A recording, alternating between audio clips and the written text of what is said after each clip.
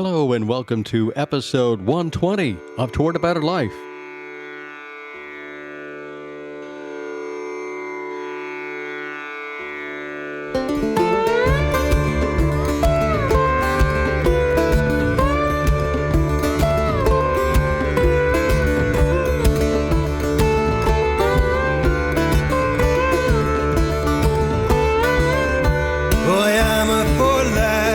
Fortune is bad, I am most wonderful poor.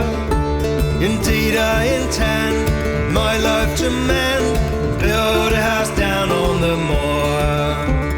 Brave boys, build a house down on the moor.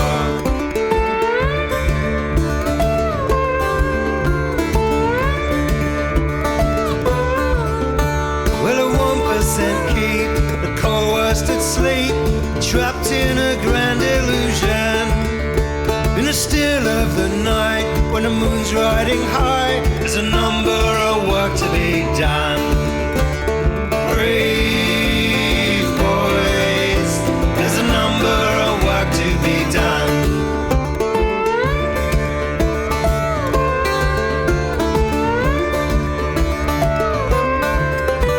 I trespass the bounds of society, lawful and free on the land, and I'll live my way by my will, come what may, and not at another's command. Brave boys, not at another's command.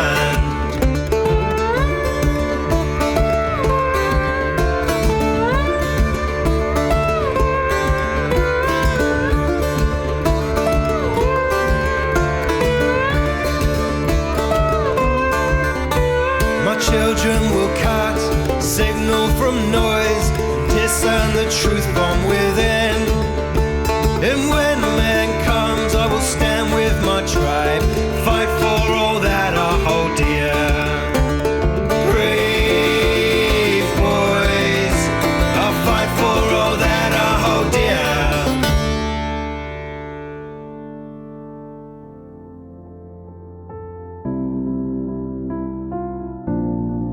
That was Alex Roberts with Trespass, used with his permission. Toward a Better Life is a podcast featuring like-minded people sharing stories, ideas, and activities on what we can do to generate a better life individually and collectively. In today's world, there truly is a need to seek balance, harmony, compassion, kindness, on so many levels, personally, culturally, spiritually, to name a few, but it begins with each one of us as individuals. And that's what I like to share on this podcast from around the world, seeking others of the same spirit, heart, and mind, and in turn creating a better life and a better world, promoting harmony, well-being, community, and compassion. We can create this better world beginning individually within ourselves. This is a platform, a school, a venue to begin and continue that journey to wholeness and harmony for ourselves and others around us. Thanks to each one of you who have shared with us on the show through the years, and you may also share your prose, your music, your poetry, storytelling on the show. Just send it to me, and we'll certainly look into that with you. Please subscribe to the show if you haven't done so already through your favorite podcast platform, and keep following for weekly magical insights on earth-based spirituality, self-development, and self-care. Also, remember to support the show by leaving your review on Apple and Spotify podcasts. It only takes a minute to do that review, and it would be a great bone for me. Please visit my site, towardabetterlife.com. You can also contact me to learn more about a free discovery call to help you on your own journey at a personal level. Send all inquiries to me at kevin@towardabetterlife.com. Now, we're going to explore the magical music world of Alex Roberts in this episode as he shares his journey and his music. You heard him at first on the episode opening. Well, Alex has touched so many lives. His lyrics generate an acute appreciation for our earth and its ancestry, and a raw gift of storytelling. His musical opus is enriched by his travels and immersive living experiences in the UK and around the world. You know, while developing his solo career, Alex actively engaged in a number of progressive musical initiatives, like Billy Bragg's Jail Guitar Doors project, supporting rehabilitation with music, and working with disadvantaged youths, and music therapy with the disabled, which led to the production of a unique film score. Now, he has most recently collaborated with well-renowned fiddle player Anna Wendy Stevenson, and has shared stages with the likes of John Renbourn, Martin Simpson, and Richie Havens, with titles bestowed upon him such as the Bard of Dorset and Hollow Neck Troubadour, and that's after his award-winning use of the lap steel guitar. And with 8 studio albums released and clocking over 150 shows a year, Alex stays busy and he continues to respond to his calling as a troubadour. And we're so excited that he's taken the time out to chat with us on this episode. Alex's music comes from the heart and will touch your heart, no doubt. His songs weave stories, and the music wraps them up in magic. Be prepared to be swept away as I chat with Alex Roberts, 21st century Bardic troubadour. I want to welcome Alex Roberts to the program today. And Alex is, I'm going to say, certainly a gifted artist. Welcome to the program, Alex. So glad to have you on Toward a Better Life. It's a pleasure to be here, Kevin. Thank you for the invitation. Yeah, and we met through OBOD. OBOD, you've heard me say before, is the Order of Bards, Ovates, and Druids. And Alex, I guess, is not too far away from someone else that I had on the show not too long ago. Physically, he's not far away from Dave the Bard. Alex, without going a whole lot further, let's hear a little bit about Alex and what Alex does. Let's just start with that. Okay, so I'm a songwriter, first and foremost, and a father. I have 3 daughters, and I recently have officially become a bard in the Order of Bards, Ovates, and Druids. Yeah. Which has taken me some time to get to, actually. Yeah. But it was seemingly at exactly the right time. So that's how these things go. So you're a bard in that level of I'll say learning. It's a lifelong process. And what led you into a Druid way of life? Let's start with that too. I think probably spending quite a lot of time on tour. When I've been touring as a solo artist for 20 years or so, and gradually over the first 5 years or so of touring quite regularly, I started to visit sacred sites around the British Isles, in particular around the British Isles, and just became intrigued by their magic, and that led me to learn more. I think I remember hunting down a copy of the modern antiquarian Julian Cope's fantastic book of sacred sites in England. And then I think I was at a folk festival, performing at a folk festival, and I was invited to join a grove. And it was actually not far from where I lived, which is in Dorset in England at the time.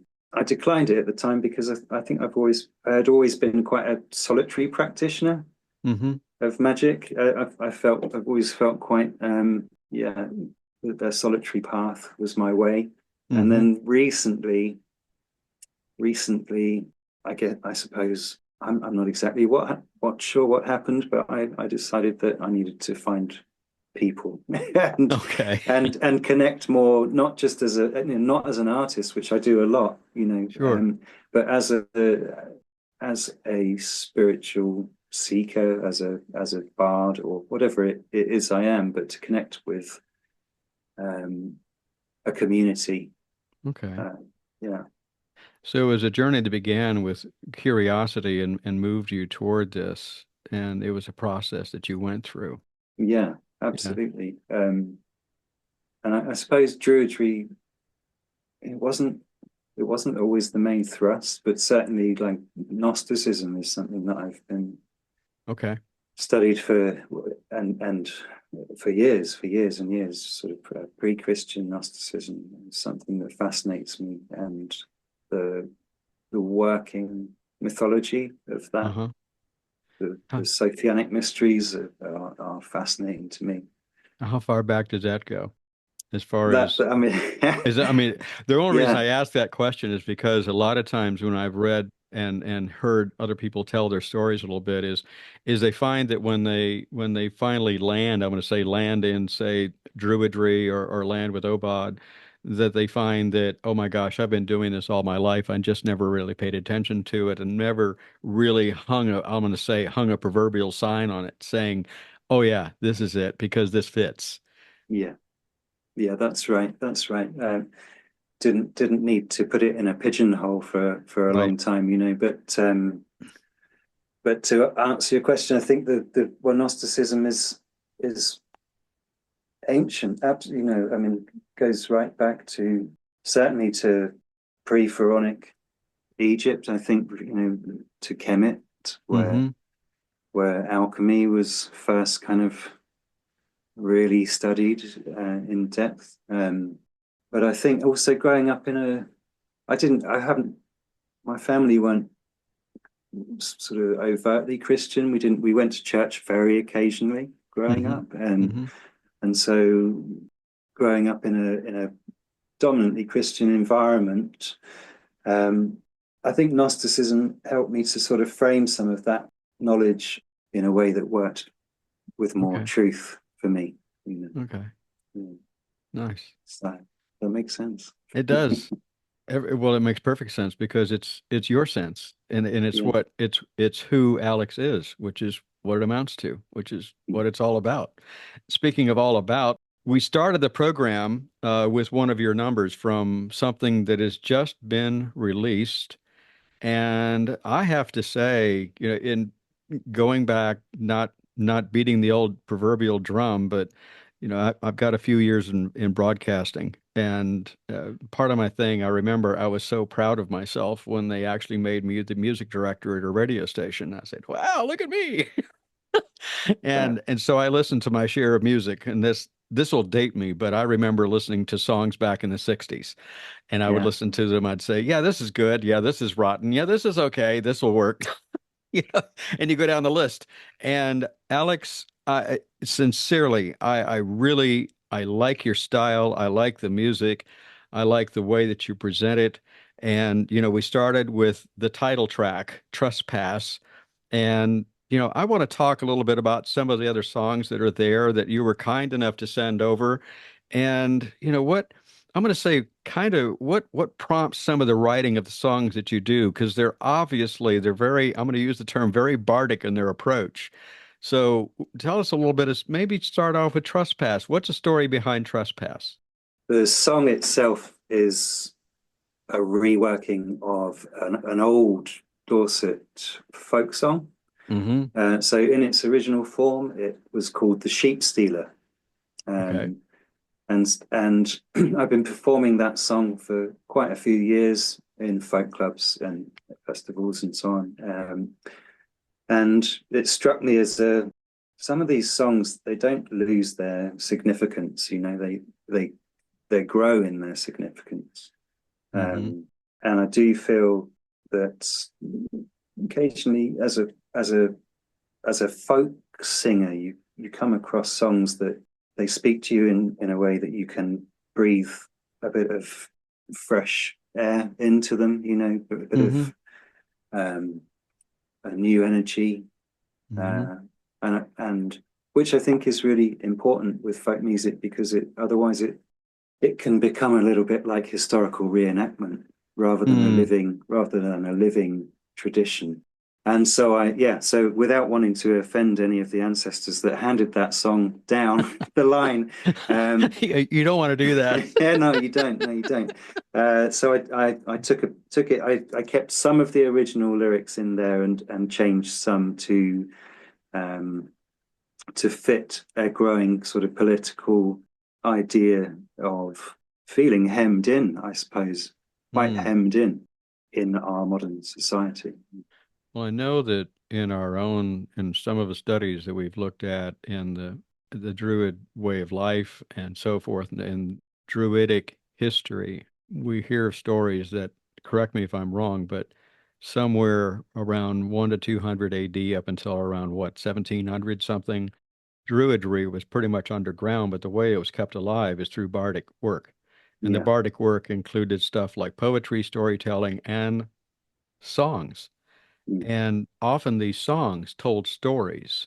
And if you really listen to it beyond the words, and of course, as long as I can remember, Alex, I've always had a very special place in my heart for any kind of folk music and any kind of music that talks about the earth and any kind of music that talks about the soul and things of that nature. And that's what I'm hearing from your work.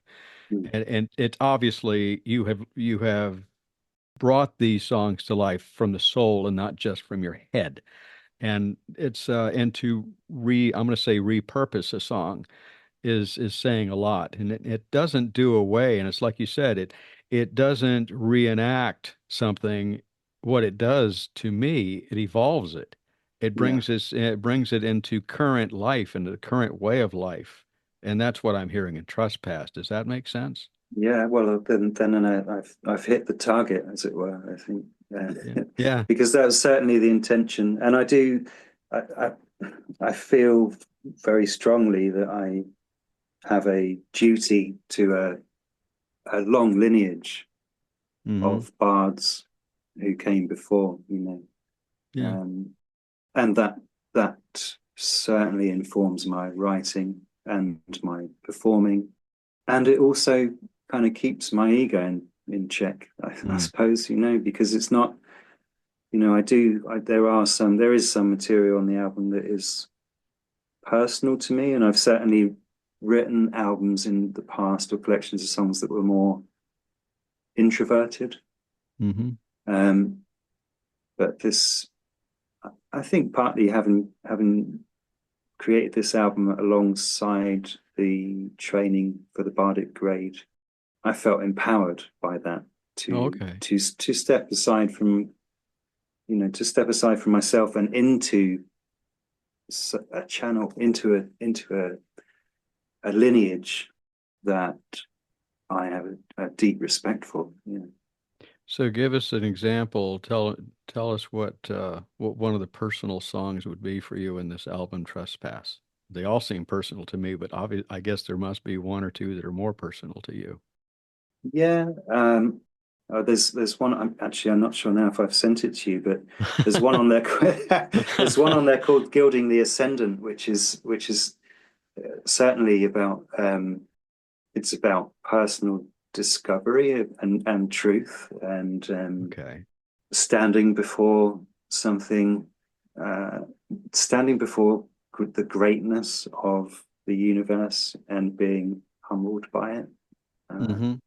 It does do that to you, doesn't it? Music does that to you. Writing the music Absolutely, does that to you, and you just do it. absolutely. With me, my thing is I just like to write, and I'll get into my blog and I'll write. And I'll see something outside, and bingo, it just Mm. clicks, and I just start to let it go. And I learned a long time ago that one of the best ways I enjoy writing is I just let it go.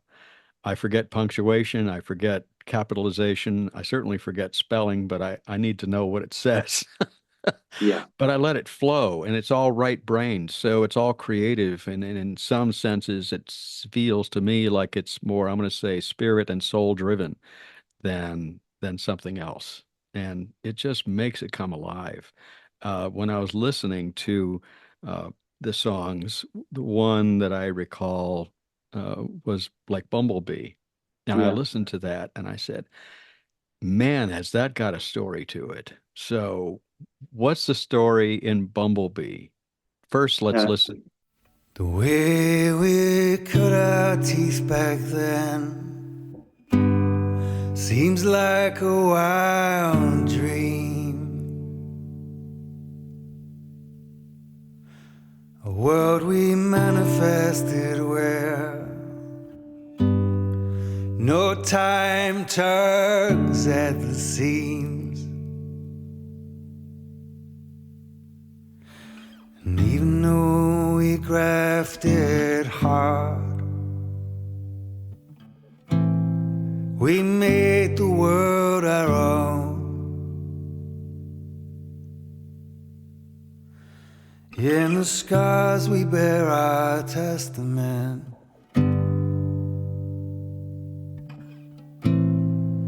How we hold our own. How we hold our own.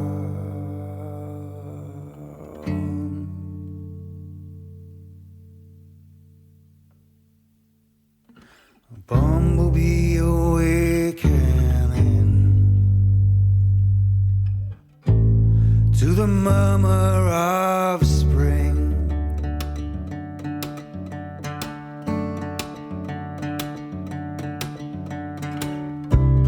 Where you find home, make home. Home is home. Home is home. Where you find peace, make peace. Piece by piece. Piece by piece.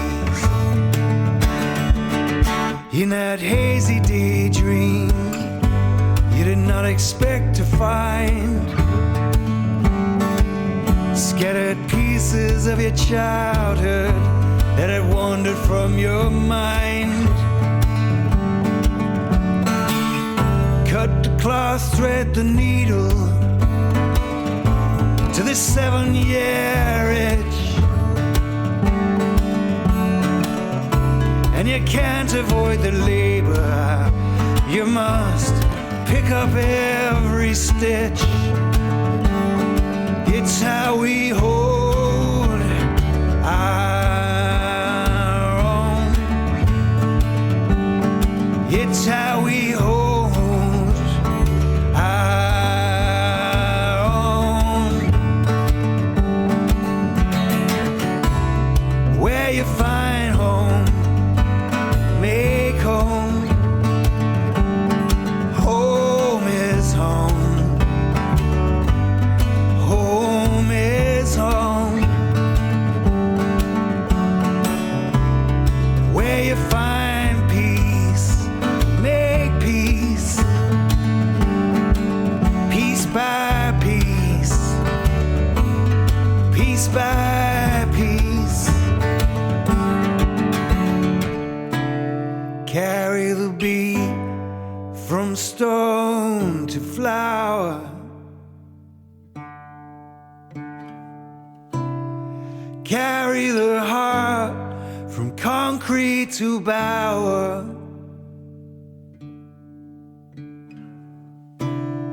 Carry the seed from stone to plate. Carry the load, shoulder the weight. It's how we hold our own. Here's how we hold our own. Where you find home, make home. Home is home. Home is home. Where you find peace, make peace. Piece by piece. Piece by piece. Where you find love, make love. Love is love. Love is love. It's how we hold our own. It's how we hold our So having listened to Bumblebee now, that is a pretty profound song, and the words are so profound. If you just sit and listen, and that's what I encourage. I mean, the listeners, I certainly know that you're listening, but go beyond just listening to the words that Alex and I are talking about, but listen to the words of a song as it comes forth. So what does that mean to you when you think of Bumblebee and when you put it together, Alex? Well, it was initially inspired by my daughter Maya, who was rescuing. We were on a walk somewhere on a pavement, Mm-hmm. and she found a bumblebee, and it was looking a little weary, and she rescued it and put it on a flower nearby, and took took the time out of her day and out of our walk to wherever we were going, which wasn't important at that point, Mm-mm. to give this little creature some hope. And I just, the butterfly effect Mm. of that,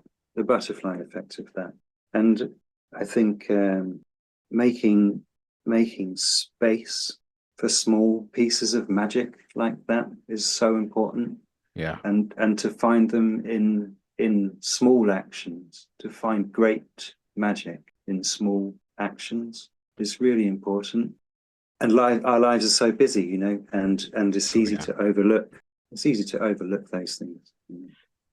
One of the things that came to me when I was listening to that is how you portrayed almost a life of the bee and how that life can be transmuted into our lives individually. And I thought that part of it really struck me is something about the bee giving of itself to the point where it was something that came to us on the table. And it's like because of its work, we're able to eat, we're able to Yeah, thrive because of its work. And it really binds us to the natural world, doesn't it, Alex? yeah, If you really that's look right. at it. That's right. That's right. And also just like looking at so this was, it's like early spring, and these beautiful creatures awakening, and you occasionally you'll see one that's out just before the sun's really kind of got there, and they're brave souls, they're really brave souls emerging like that, Yeah. and I think that, yeah, that sense of emergence Yeah. is also a big sort of theme in the song, and finding place. That's profound. It's Mm. emergence and finding place. And if you Mm. can't apply that to your own life, I mean, that's a story of it too. So that's the beauty of a lot of this music to me, and I'm sure it's to you as well, Alex, that you can have it at so many different levels. You can hear the beauty of the song and you can really be uplifted by the beauty of the song. And we can think about the story like we were just talking about, how that bee goes through life. But the deeper story is the emergence of life itself Yeah, and the emergence of finding our place. And my brain goes to Taliesin and how, it took a lot from Gwion and, licking his thumb and changing all these different things, but he had to go through all that to find out who he truly was. yeah, And yeah. Lots of transmutation and yeah, metamorphosis. Yeah, hmm yeah. yeah, To finally to then step into power. Yeah, yeah, yeah. powerful. It's such a powerful myth, and it's I've not spent I've not really before spent that amount of time with one. Just talking about the Taliesin. I've hmm not really spent an amount of time with one myth like that before. That's a powerful story right there that It is. just keeps on giving. It does. Yeah, You yeah, go back and reread it again and yeah, again and again. I never saw that part before. yeah, yeah, yeah. So let's see. We've got also John Barleycorn.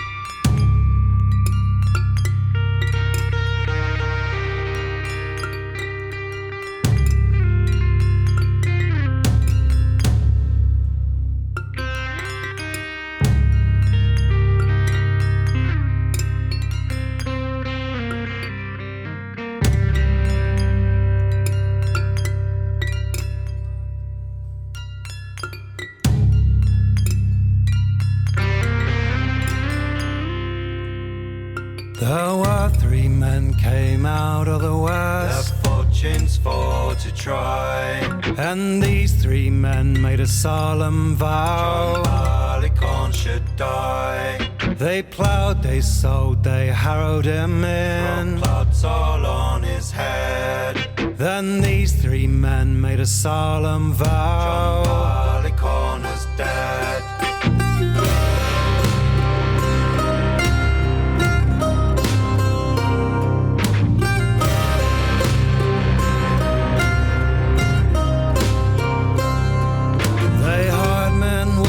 Scythe so sharp, cut him off at the knee.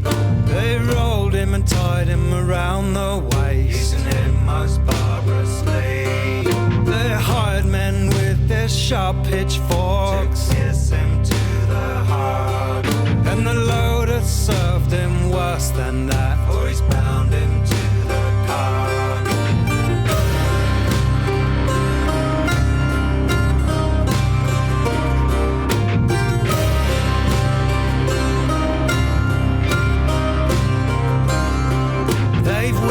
Around and around the field, till it came upon a barn, and these three men made a solemn oath, Lord John Barleycorn. They hired men with the crabtree sticks to cut him skin from bone, but the miller he served him worse than that, was grounded between two stones.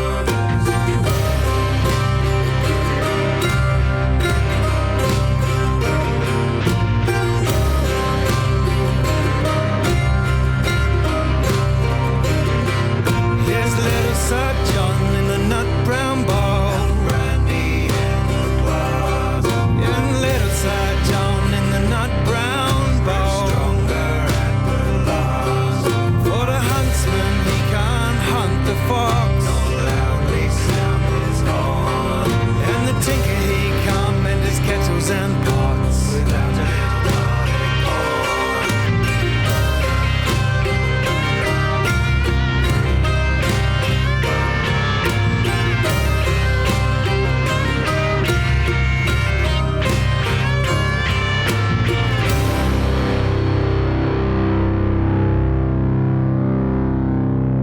There were three men came out of the west, their fortunes for to try, and these three men made a solemn vow, John Barleycorn should die. They ploughed, they sowed, they harrowed him in, throw clods all round his head.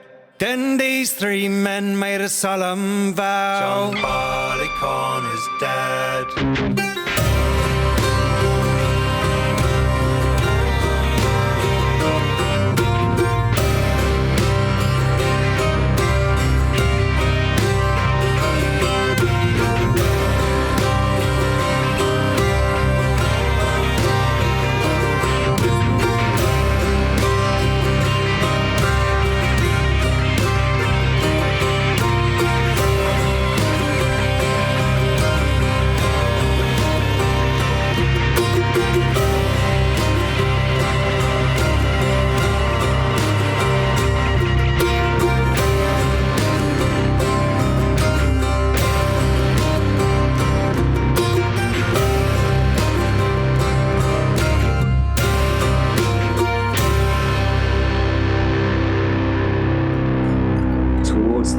Towards the end of the summer, so it was a ripe time for finding my way into that song, and I felt that it needed. So that was an interesting song. It has a real interesting beginning to it, and then bam, it hits you. And I said, "Oh, okay, you've got my attention." So, is there a story with John Barleycorn that you can tell us? Well, that's a very old folk song about the kind of spirit of the harvest, the male spirit of the harvest, and the sacrifice that has to be made in order for us to continue being well fed. And there are a few versions of that song that I love. And again, I came to that one with quite a deep sense of with a deep sense of respect for for its heritage, and a bit of a heavier arrangement than I've heard given to it before. It's quite a dark song. I mean, on the surface of it, you know, if you were to just sort of read it on a surface level, it's quite a dark song. You know, it's about a load of farmhands grabbing poor John Barleycorn and tearing him to pieces. You know, it's not. And so I think it needed to have a bit of that. I felt it needed to have a bit of that energy, a bit something a bit edgy, maybe. Okay. Powerful kind of. It's a powerfully masculine song. That it is. Yeah. So when we're looking at this time of year with Beltane, and you've released this, and so what prompted you to release it now? Let's just try that on. Yeah. Well, it's almost a year to the inception of the idea of the album, and I like to work in natural cycles. So it's developed over the course of the year. But Beltane is a good time to set a light under something, isn't it? It is. Yeah, it is. You know, to really put the fire under something. So I think it's a perfect time. It's also the start of the festival season here in the UK. So it kind of, it feels like kicking off my performing season with something fresh to offer, and I think certainly by comparison to my previous releases, it's high energy. It is. Yeah. And I just some of the listeners have heard a couple of your other songs that I've already put on too. For like, for example, for the Valentine's program, we had Petrichor, and nice. And the one that I just we had recently on as well, just a little bit before the spring equinox, we had is it hacking back to the wild? Is that it? I think. And it was a story of a peregrine falcon, and hawks have. They're very special to me. Red-tailed hawk is a medicine bird to me. Okay. It was one of the first ones that really came to me in my own spiritual path. And so they're very, very, very special. So when you have written some of these songs, just like you just shared when you went out with your daughter and she saw the little bee, and what I can really appreciate is how that you are able to take stuff that you see like this and you make it into a song and you make it into a story. And that's the true Bardic spirit, as it were. And you share the beauty that you see with other people through that work. And then you just shared a moment ago about how when you like to put together this album, you put it together in the sense of seasons. So when you were doing the songs, did they present themselves almost along the same lines as the 8 seasons that we would look at? Yeah, more or less. It definitely works organically. I think, you know, that I've had times as a writer where I've tried to allocate set times to sit down and write, and to be quite formal in my approach to it, but that never really worked for me. So inspiration comes when I think when I have enough slack in my life, you know. In fact, I call it slack magic. That's my okay. There you go. Did you like that? Yeah, I did. The slack magic of Alex Roberts. Yeah. I think inspiration happens for me when I don't go looking for it. You know. There you go. You know. That's perfect. And it has to, and so this album certainly developed over a natural cycle, whereas the songs that you mentioned before, Petrichor and Hacking Back to the Wild, which were from a previous album. Um, I think there was a bit more of an intentional approach to that album in terms of how each song was written. And well, for example, the Hacking Back to the Wild was, I'd been to performed at a festival, but on the way there got completely lost, stepped into a pub to ask for directions, and ended up sharing a few beers with a falconer who told me the story of the peregrine falcon. Wow. Yeah. I had such a good time. I was nearly late to this festival. I did get there on time eventually, but it struck me as such a powerful allegory to our relationship with nature.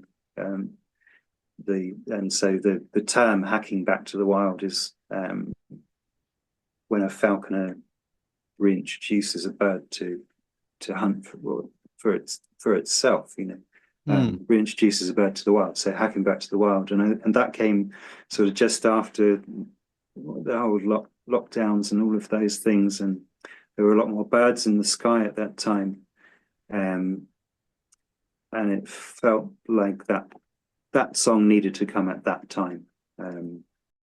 Hacking Back to the Wild. I enjoyed, and it's a great song to sing live as well. It's nice to get people singing along with it. They heard that. I heard heard applause at the end of it too. Yeah. Well, I like to sometimes close my eyes when I'm listening to music, unless I'm driving my car. Then it's just not safe. Yeah. But I'll just settle back, relax, and I can see a falcon flying, and I can see a falcon doing what it does. And it makes it come alive that much more. So Yeah, um, good. so if people wanted to reach out and learn and hear more from Alex, you have a very difficult website to find, which is just alexroberts.com, right? No, it's Oh, alexrobertsmusic.com. oops. Yeah, that's okay. I think Alex Roberts, there are a couple of there's one who's a boxer and one Yeah, who's a very good artist, actually, visual yeah, artist. yeah. Yeah. Good point. But so yeah, Alex Roberts Music is definitely the best place to find all my wares. Mm. What's on the horizon for Alex? You've just released this album and you're just going into some festivals and so forth, and there are listeners literally around the world that listen to this. So have you got some dates coming up or anything like that that you'd like to share, or any special events? Yeah, I've got a run of concerts through the summer. They're all UK based at the moment, but Hmm. I do reach further afield occasionally. But there's a mailing list which you can sign up to on my website. But aside from the performing, I'm really looking forward to getting into the ovate grade with Obod. And for our listeners, what is the ovate grade? Well, I haven't done it yet, so No. All right, um, I got that. yeah, But because I know we have bards, ovates, and druids. So yeah, the bard is basically kind of a self-discovery time, and we do learn some of the basics, and we learn a lot of history and things of that nature. But there are some things that I can recall from ovate, yeah, and I didn't know if you wanted to share some of those. Like I'm thinking about yeah. the maybe some of it was it no, that's philosophy is more on the druid level. I think with the ovate graders, Oh, it's exploring the Ogham is a big part of the ovate grade, which is the Celtic tree. Um, I it's a form of divination, yeah. but it's the Celtic tree alphabet. Yeah. And I saw some Ogham stones in Ireland quite recently. Fortunate enough to visit those, and I think that the ovate grade is a healing practice and Yeah. herb law, Hmm. and so creating shamanic healing through plant medicines is Right. is Hmm. what I understand of it. And there's a Yeah, lot to be said for that. I've read some of the, well, I've read the book um, Secret Life of Plants. It was Oh, published in the early 70s. yeah, And there's some really profound information in that. It could be considered a scientific piece and a botanical piece, but it's also spiritual when you get into some of it. It's fascinating about how plants respond and how plants react. When we were talking earlier about bumblebee, for an example, I think about how the plants react and the plants uh, respond to insects to help pollination, things of that yeah, nature. So everything works together. And if we start moving into ovate stuff and we see how everything connects even further through plant medicines and divination and how it all just keeps culminating and keeps building and building and building into more excitement. Are you excited to get into it, do you think? oh, I'm so excited to get into it. A tree. I could be a tree, you know. I do know. I do Yeah, know totally. quite Yes. happily. I could live my life as a tree, and but yeah, I'm really looking forward to it. I'm really. I've spent a lot. There's a beautiful yew tree grove near where I live, and actually, I'm very lucky that there's a seed group. One of the Druid groups meet there on a regular basis, and it's only a few miles from my house. And these trees, Kevin, are thousands of years old, you know, Hmm. ostensibly, and they come with all their sort of hallowed gloom and mystery that yew trees carry. Um, but also in this space, they have there are myths of fallen soldiers in wars with the Vikings that uh, became these trees. Mm. Um, and I've been walking there on and off since I was a child. Um, and they are some of the most intimate beings I've ever met. Mm. These yew trees, they really check you out. Mm. You know, they I think they get the full working of you. You know, Oh yeah. um, and there's one particular, yeah, the grove that we meet in, which is actually it's also where I my wife and I got married. Oh. Is just spectacular, just spectacular. It's so peaceful and ancient and full of wisdom. And I've written so many songs there. So yeah, I think tying that in, tying my learning in with my local environment and the nature that I love around here is I'm very excited about it. You become one with the natural world around you, and Yeah, that's magic. yeah, That's yeah, very much magic. yeah. And That's right. you had an instrumental. You have an instrumental on your latest that we may have more than one, but you sent me one, Mm. which was is it Yggdrasil? Yeah. And the spelling of that will throw you off. Was that Welsh? Don't know. I don't know. I don't know. Okay, that's all Um, right. But yeah, I saw it. I said, "Oh, it's got to be Welsh." I don't know. Now somebody yeah. from Wales is going to get in touch. It's not Welsh. I think it's Norse, but yeah, I'm Okay. not. Yeah, No, that's it. That's it. yeah, It is Norse. Yeah, because yeah. it's based on a Norse ash tree. Yeah. That's right. That's right. So it's the world tree in the Norse mythology, which ties every level of all the realms together. Yeah. uh, But we see like in Wales, we talk about the word druid and the word druid is related to the same word in Welsh that defines an oak tree. yeah. And I think the thing that has always attracted me, and I appreciate it from what you say as well, Alex, that I feel probably more connected to trees than I do anything else. Mm, I can get lost in the woods, mm, not in the way that you think when you think of lost. I can just go in there and I can go away and just let me be. I'm perfectly happy. And when we had to cut trees where we live in order to build our home, I went around and honored each one of those trees, and because they've given them themselves. And those trees, by the way, Alex, are still here. They're yeah. down, they're fallen, but I'm utilizing them as best as I can on the little piece of property that we've got. Yeah, They've been turned into stumps in my grove out to the side of the house. They've been turned into steps that go up the side of the hill. So you repurpose stuff, and it that's right. becomes part of you. So I it's just think, beautiful. Uh-oh, he's you he's know, got he's got a yeah, guitar in his hand. yeah.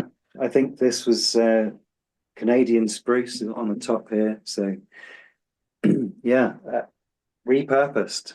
Yeah, Absolutely. yeah. Yeah, yeah. So, Alex, one of the things I often like to share and ask my guests on our program is, what do you do to create a better life for yourself? And I think I might have an idea what that might be, but why don't you tell us what you do to create a better life for yourself? That's a put me on the spot. I do practice honesty as a to be true to myself and to consistently work at that great work, which is becoming, isn't it? Yes, it Emerging. is. Yeah. Um, to to be the best, to be the best that you can be, truthfully. Yeah. Sharing truth with yourself and Mm, sharing and being true to yourself is a wonderful activity. yeah. And I think it's something that could be utilized and spread further because if we're honest with ourselves, it has no choice but that the honesty will spread among others. Yeah. Because it does work, doesn't it, Alex, when we're I honest? believe so. I It know so. Yeah. yeah, it's sometimes painful, but at least we were honest with ourselves and we grew from it. And I think that's the big one too. I think the it's probably one of the things that attracted me to finally making the steps toward OBOD. I found OBOD originally back in the early 2000s. I want to say it was around 2002, maybe 2003, and I saw it on the internet, and I had not gone back to it until a year or so ago. Yeah. And when I went back to it, it was time, and and everything came together. But like I said, originally or earlier, we talked about how in the Bardic stuff do we go into it, and you read comments from other folks in our group about how deep some of that information goes and how deep some of it really gets into our being, and some people have some difficulty with that. And I think it's not an unusual thing, and to support people to understand that, yeah, it's difficult, but we've all been there, and we're here to help you, and we're here to be with each other. And I think that is really powerful stuff. It's community, and I Yeah. hear that, and that's another one that I hear in your music. It's a sense of community that you share with others. Yeah, yeah, absolutely, and not being afraid of the dark and the pain, which is will inevitably come from uh, practicing, living myth, working with myth as a living force. It is a life force. The myth is not some sort of dusty book of legends. Mm-mm. Myth is a real life force. Yeah, Yeah, yeah, and um, contains within it all the truths of all the archetypes, all the truths of the world we live in. So, and I think some of them are difficult to hold. Yeah, mm, and but ultimately rewarding. Like, yeah. yeah. Any other thoughts that you want to share with the listeners before we go for this episode? Well, yeah. If you've heard my songs and you like them, then I thank you for your time and do come and have a listen or get in touch if you want to get in touch. If you're nearby a place that I'm playing, come and support the gig.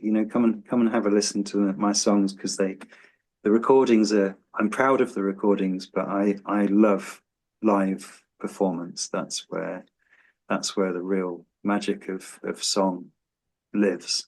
Uh, yeah, You're able to connect with the audience instead of not. yeah. It's such a magical experience, and I'm truly honored to be able to do this. And I'm hearing that probably something else for you is maybe that each one of us would learn how to connect more with others. That's where magic comes in. Yeah, 100%, 100%. Yeah. We're connection is what we're made of, isn't it? It's not something that we have to find. It's just to rediscover it. It's there already. All these, connection to nature, connection to each other, on a deep physical, spiritual level. Connection is there. Yeah. We're never truly lost. Mm-mm. No, we're not. No. So, Alex, go out and enjoy a connection with those yew trees and maybe give a hug or a touch from across the pond in some sense. So, and I'll be with you. Thanks so much, Alex, for being a guest on the program. Thanks ever so much. No, it's my pleasure. It was really good to meet you, Kevin, and thanks for inviting me and sharing my music. Thank you. And to finish out our time that we've had today with Alex Roberts, I want to bring in the number that you mentioned, Alex, and that is it Gilding the Ascendant? Gilding the Ascendant. Yeah, that's the title. Yeah. Okay. And here we go with it.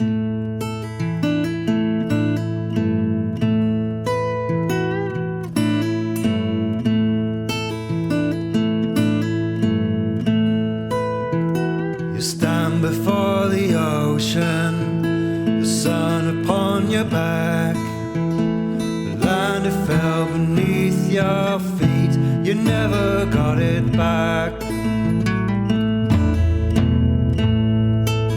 You gotta hold on tightly, let go lightly.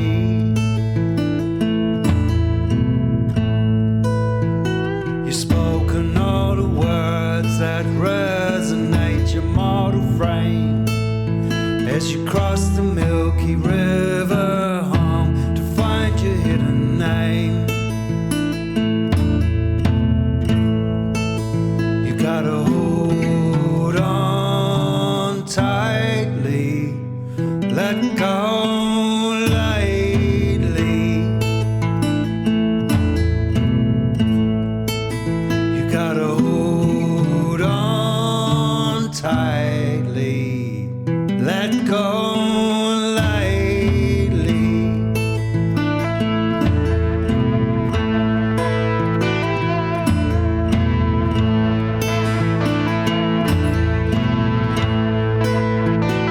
Turn these thoughts to leaves that drift upon the ebb and flow. Give each a blessing of good fate. Let me return, I am not late. Gotta hold on tightly, let go lightly.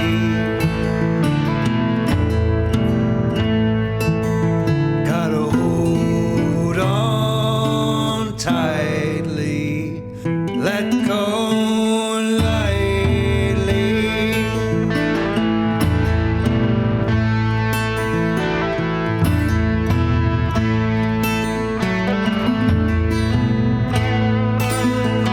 Square me with the moon, my love.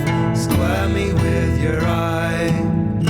Square me with the sun above. Square me with the sky.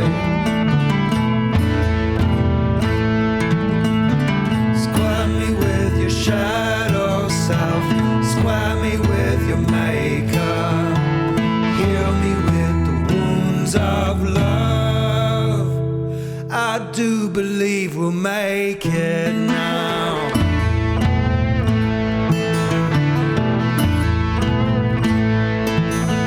Gotta hold on tightly, let go lightly.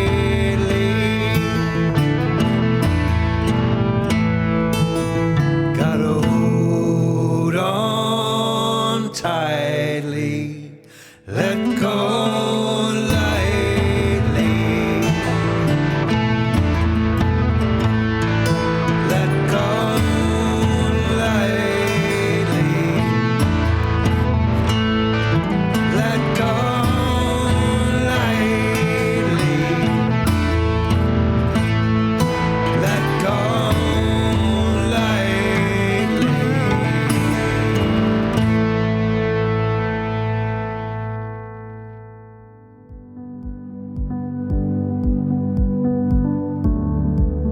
Well, that's our show for this week, everybody. Thanks ever so much, Alex, for taking us on a magical musical mystery journey. Be sure to check out more about Alex Roberts and his music at alexrobertsmusic.com. And as always, there are links in the show notes. If you're seeking insights and advice on how to create a better life for yourself, and if you'd like to dive in a little deeper into self-care, self-development, and distant shamanic work on a personal level, drop me a line, kevin@towardaBetterLife.com, for your free discovery call. You can also visit my website, towardaBetterLife.com, for past episodes, blog entries, ways to enhance your spiritual journey, and a few products to assist you on that journey. Just send all your inquiries to me. And let's see, please subscribe and follow to Toward a Better Life through your favorite podcast platform. I'll get it out. Please leave a review on Apple and Spotify podcast if you would too. This helps to spread the word about the podcast and helps, well, create that better life for everyone. If you have any questions, or if you'd like to share a story, music, or prose, if it's an audio, just send it to me as an MP3. Or if you'd like to be my guest, write to me, kevin@towardabetterlife.com. That's kevin@towardabetterlife.com. Until next week, enjoy your musical journey toward a better life.